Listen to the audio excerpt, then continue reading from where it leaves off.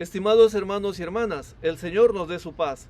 En este cuarto domingo del tiempo ordinario, la liturgia de la palabra nos invita a reconocer nuestra dimensión profética, la que hemos recibido en el momento del bautismo, para que Dios hable con cada uno de nosotros del mismo modo como ha hablado con su pueblo a través de su profeta Moisés.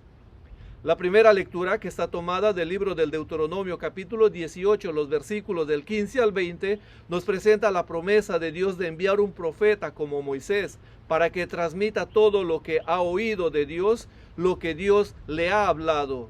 Dios se sirve de Moisés para transmitir el mensaje a su pueblo.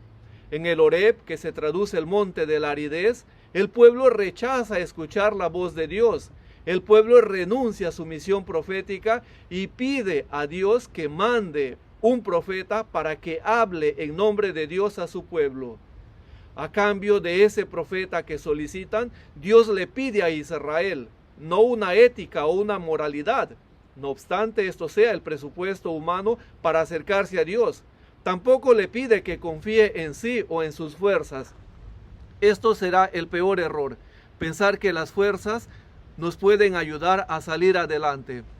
Dios le pide a su pueblo una relación de comunión íntima con Él, con Dios, y que le permita ver su seguridad y su confianza en Dios. Así, en Israel se perfila una comunidad de profetas llamados por Dios, como lo presenta el libro mismo de Deuteronomio 5:24. Dios nos ha mostrado su gloria y su grandeza y hemos oído su voz en medio del fuego, y hoy hemos visto que habla con el hombre cara a cara y éste no muere. También en Éxodo 29:19 dice que el pueblo le pide a Moisés que hable con Dios para que el pueblo no perezca. Esta es la base para la identidad del profeta. Y así se va a ir perfilando hasta llegar el momento en que el mismo pueblo será profeta y no necesitará más de alguno que hable en nombre de Dios, porque Dios con su propia boca hablará con su pueblo.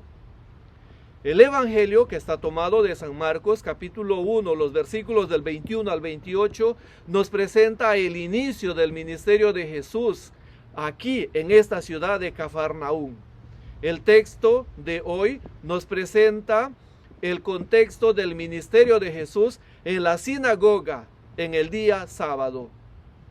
La narración comienza con un verbo en plural: entraron en Cafarnaúm, lo que nos hace ver que Jesús ya no camina solo.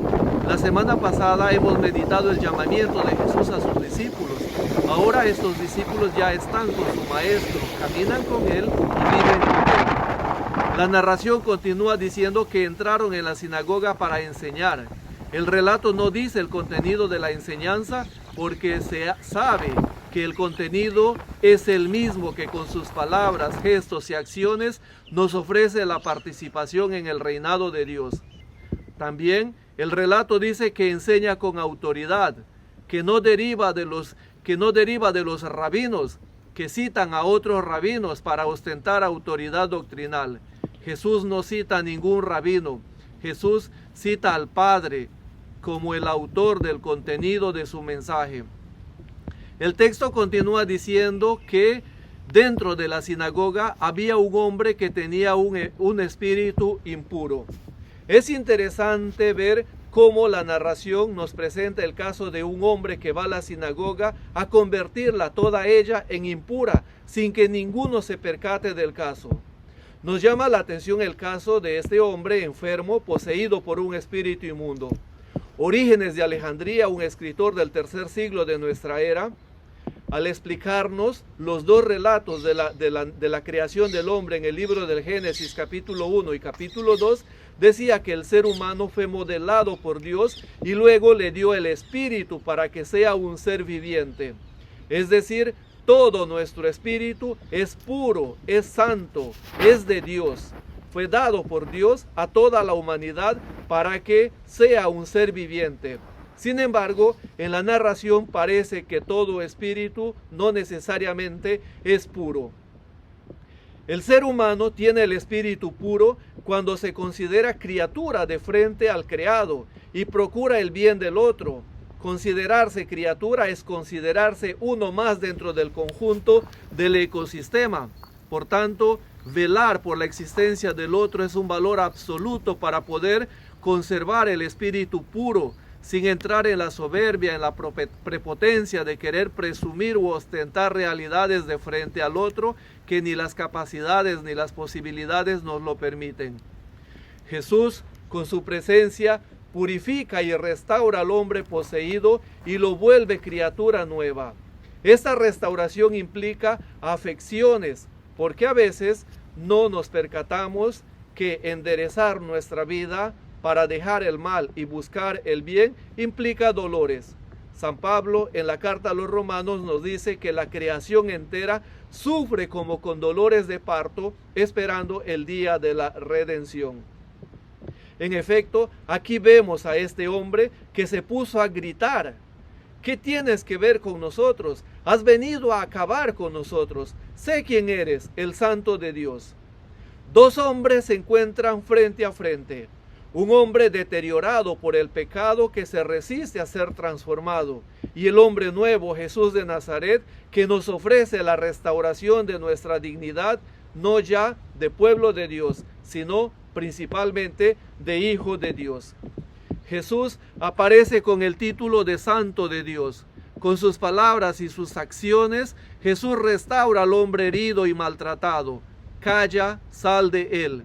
Dos imperativos que usa para sanar nuestras heridas. Jesús no dialoga con el hombre. No se puede dialogar de frente al mal, tampoco con el mal. Tampoco se justifica el mal. Jesús se sorprende de la capacidad del mal de desdibujar en el hombre la semejanza de Dios y al mismo tiempo que le impide al hombre ver en el otro la imagen de Dios. La sabiduría del ser humano consiste en dejarse persuadir por las palabras de Jesús que expulsa el mal usando estos dos verbos: cállate y sal de él. La narración concluye diciendo que toda la asamblea en la sinagoga se quedó sorprendida, no solo por la autoridad con que Jesús actúa de frente al mal, sino también por las enseñanzas que ya no se basan en preceptos y tradiciones humanas, sino en la novedad de un Dios que viene a ofrecernos la alegría de la restauración de nuestra humanidad en Cristo Jesús. Por eso, San Pablo, en la segunda lectura que está tomada de la primera carta del apóstol San Pablo a los Corintios, capítulo 7, los versículos del 32 al 35, nos invita a no perder el punto de vista de esta novedad, de ser criaturas nuevas en Cristo Jesús. También nos exhorta a vivir con sobriedad y sin preocupaciones. Esta novedad que hay en nosotros para que sea creída y también sea contagiada en las personas con quienes nos encontremos en el camino de nuestra vida. La gracia del Señor nos acompañe. Buen domingo, paz y bien.